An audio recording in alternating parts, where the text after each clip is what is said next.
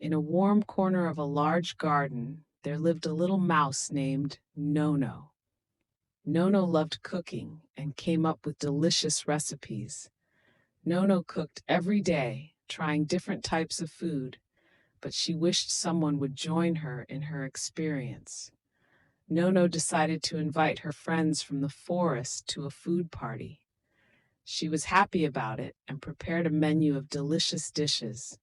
On the day of the party, Nono was busy in the kitchen. She made carrot soup, fruit cake, and vegetable salad. When the friends came, they were excited to try the foods, but they were worried that the foods would not be delicious. The party started, and Nono served the dishes. The friends tasted the food, and smiles began to appear on their faces. Squirrel said, "This cake is so delicious. How did you do it?" Nono felt proud and confident, but during the party, some friends decided to try cooking themselves.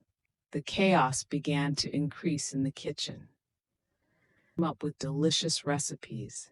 The soup spilled, the cake fell, and everyone was frustrated. The friends were worried that they couldn't cook. Nono saw what was happening and decided to help them.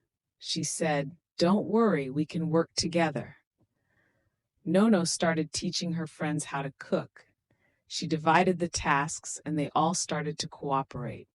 Everyone did their part, and they started making new dishes together. The atmosphere was full of fun and laughter. After a while, the dishes were ready. They served the food again, but this time it was even more amazing. The friends tasted the food they made together and celebrated their success. They felt happy that they cooperated.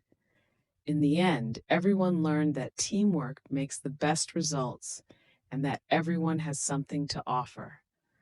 They all celebrated the best food party.